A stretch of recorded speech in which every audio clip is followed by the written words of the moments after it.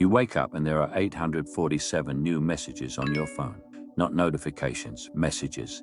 Real people typing real words, and every single one of them wants you dead. That's Tuesday. You have a system now. You don't read them anymore. Your assistant filters them, flags the ones that mention your home address, your daughter's school, your wife's name. The rest get archived. There are 2.3 million of them archived. You stop counting after the first 100,000, which took about 6 weeks to accumulate. That was 4 years ago. If you're wondering how a person ends up here, not the villain of a movie, not a war criminal, not someone who blew up a building, but the most hated person in a room, in a country, in a world, keep watching. Because the answer isn't what you think it is. And a Nick POV exists to tell you the stories that get left out of the headline. You didn't start here. Nobody starts here. You started in a cubicle in Menlo Park in 2003, 23 years old, 2 months out of Stanford, with a finance degree and a recursive algorithm for pricing risk that your professor said was the cleanest model he'd seen in 15 years of teaching. Your first offer was $87,000 a year, plus bonuses. You took it without negotiating, because you didn't know you could negotiate. That was the first lesson. There would be others. The company was a mid-tier hedge fund, not Goldman, not Bridgewater, but the kind of place that fed Goldman and Bridgewater, that incubated the people who would eventually move upward, who would eventually get their names on doors and their faces in Forbes. You were one of those people. Everyone told you so. Your model was elegant. It reduced housing loan risk to a series of variables that could be tracked, monitored, adjusted. It treated a family's ability to repay their mortgage as a data point, which is what it was. You weren't wrong about that. Here is what you didn't account for.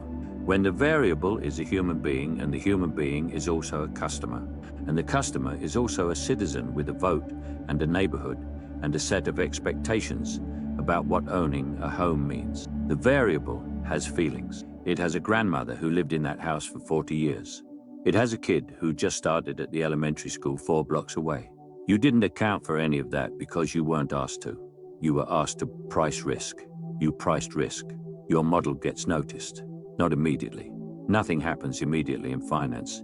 But 18 months in, a senior partner named Richard Aldman, who has the kind of patrician jaw that makes you feel underdressed, even when you're wearing a suit. Richard calls you into his office on a Friday afternoon and asks you to expand the model. He wants it to run on mortgage-backed securities, pools of loans, not individual ones. Thousands of homes bundled into instruments that can be sold to pension funds, to sovereign wealth funds, to retirement accounts in Iowa and Norway and Singapore. You do it. Of course you do it. You're 24 years old and Richard Aldman knows your name. The expansion takes 3 months. When you present it, the room is quiet for a long time. Then one of the senior quants, a Hungarian named Benedek, who wears the same grey sweater every day, says, "This assumes default correlations stay below 0.3? You say yes. He asks what happens if they go above. You say they won't. He asks how you know. You say the historical data supports it. He nods slowly, the way someone nods when they don't believe you, but also don't feel like fighting. You remember that nod. Later, years later, you remember that nod precisely. The model goes into production. It doesn't just go into production at your firm. It gets licensed.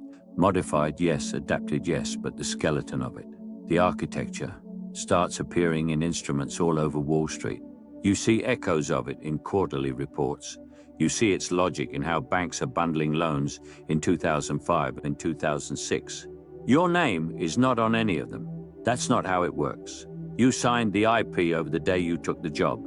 That's in paragraph 14 of your employment contract, which you read once and didn't think about again. By 2006, you are making $340,000 a year. You have a wife. Her name is Caroline. You have a daughter who is 3 years old and who calls spaghetti paschetti, and who has never in her life worried about money because you made sure she wouldn't have to. You have a house in Atherton that costs $1.8 million. You have a weekend place up near Tahoe. You are not a villain. You go to your daughter's soccer games. You tip 25% at restaurants because you remember what it was like to wait tables. You donate to the ACLU every year. You are a good person who has built good things that pay you very well. In September of 2008, the default correlations go above 0.3, not a little above, way above. The housing market doesn't correct, it collapses, and the instruments built on your model The ones that assumed the correlations, the ones that priced the risk the way you taught them to, start failing in ways that aren't gradual. They fail the way a dam fails, not a crack. A wall of water. You don't know the scale of it at first. Nobody does. You find out the way most people find out. The news, then a call from Richard, then another call from Richard, then a weekend where you don't sleep and you're running scenarios on your laptop at 3 a.m. and every scenario is catastrophic. Bear Stearns fails, Lehman goes under. The federal government spends $700 billion. That's $700 billion trying to hold the system together. 8 million Americans lose their jobs, millions more lose their homes. The grandmother in her house for 40 years, the kid at the elementary school, the data points, and your name is not on anything. That's the thing that will save you and destroy you at the same time. You're not famous yet. You're not infamous yet. You are 30 years old and moderately wealthy and deeply implicated in something catastrophic. And nobody outside of a specific community knows your face. You leave the hedge fund. You take a consulting job with a bank that's trying to restructure its mortgage portfolio. You help them figure out what went wrong. The irony isn't lost on you. You are the person they call to clean up a mess that your architecture helped build. This is where the second chapter starts. It starts because of a journalist. Her name is Maya Osei. She's 28 years old. She works for ProPublica, and she has been following the trail of the structured finance instruments for 11 months. She is brilliant. She finds your name in a filing, not prominently, not in the lead, but in an exhibit, in a footnote to an exhibit, as the originator of the risk pricing methodology used by the fund that helped create the first wave of CDOs. She calls you for comment. You should ignore the call. Every lawyer you will later wish you had consulted would tell you to ignore the call. Instead, you call her back because you genuinely believe that if she understood the math, she would understand that what you did was sound. The flaw wasn't in the model. The flaw was in the assumptions fed into the model. The flaw was human behavior.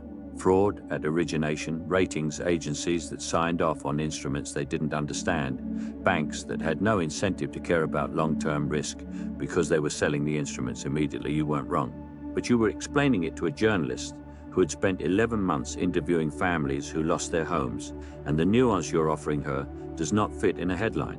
The headline runs on a Tuesday in March 2010. The man who helped price the collapse.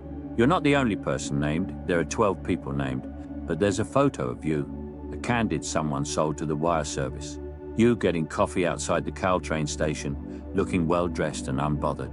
And something about the image lands differently than the others. Maybe it's the suit. Maybe it's the coffee cup. Maybe it's the way you look like someone who has never once worried about money. Within 48 hours, you are not one of 12 names. You are the face. The death threats start that week, not metaphorical ones. The FBI opens a file. Here's what nobody prepares you for: the way hate arrives not just from strangers, but from people you know. A college friend emails to say he can't speak to you anymore. Your neighbor stops making eye contact. Your daughter's teacher at a parent-teacher conference in April is professional and warm and says everything appropriate. And as you're leaving, you hear her say something to her aide that you can't quite make out, but you feel in your chest. Caroline doesn't say it's your fault. She doesn't have to. The distance opens quietly, like a window left cracked in winter. You hire a PR firm, then a crisis communications firm, then a security consultant. You spend the next 2 years in a kind of parallel existence. In public, the architect of ruin. In private, a father who makes paschetti on Friday nights and coaches U8 soccer, and who genuinely, still at 3 a.m., goes through the model and finds it sound. You are not wrong. You are not wrong. That is the thing that holds you together and also makes it impossible to ever actually be forgiven, because forgiveness requires contrition, and contrition requires admitting fault, and you cannot admit to a fault you do not believe you committed.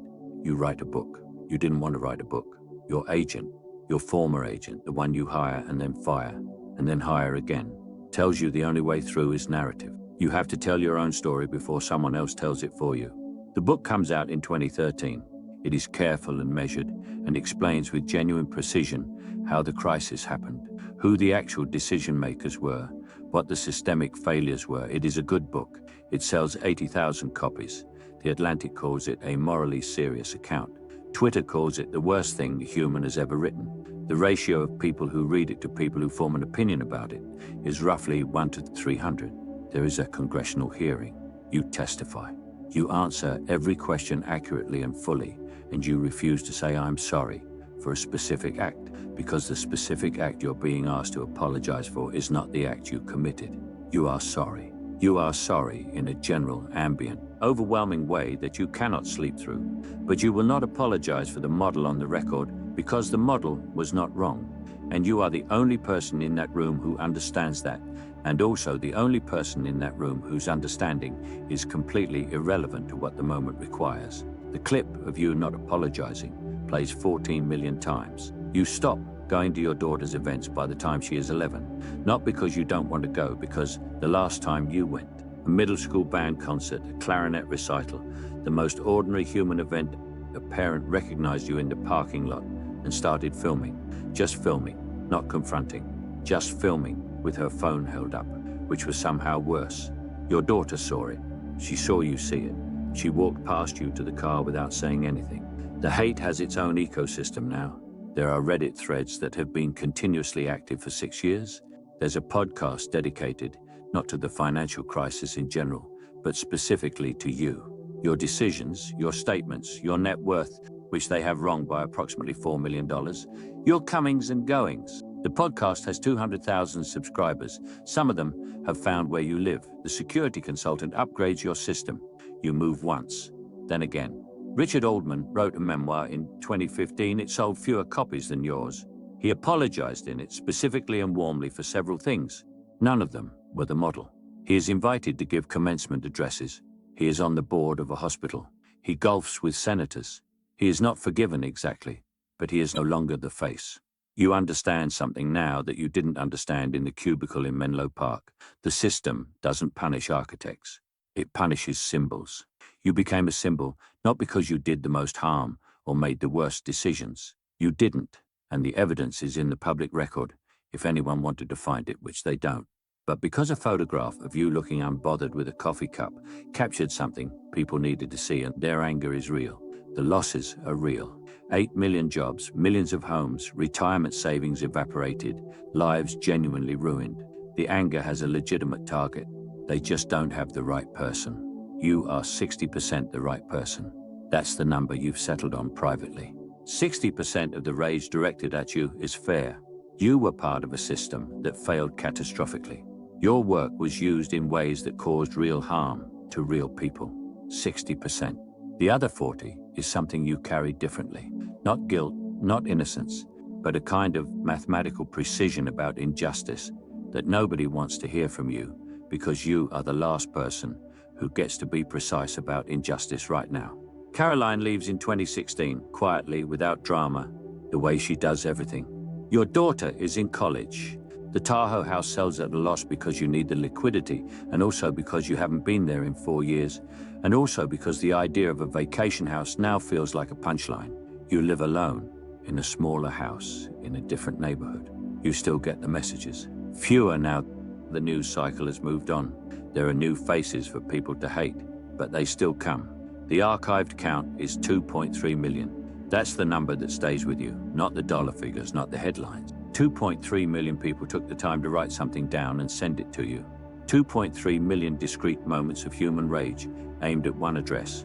You think about that sometimes, what it would mean if even a fraction of that energy had been aimed at the actual levers of power, the actual decision makers, the CEOs who cashed out, the regulators who looked away, the ratings agencies that took the money. You think about what might have changed, but that's not how it works. You know how it works now. You know it the way you know the model, not theoretically, but in your bones, in the 3 a.m. version of knowing. The system needs a face. The face needs to be close enough to the center of the thing that the anger feels justified, far enough from the actual center that the actual center walks away clean. The face needs to look the part, to hold their coffee like that. Somewhere right now, there's a 23-year-old in a cubicle in a building that matters, and they are building something elegant. And it will work exactly as designed, within the assumptions given to them by people whose names you'll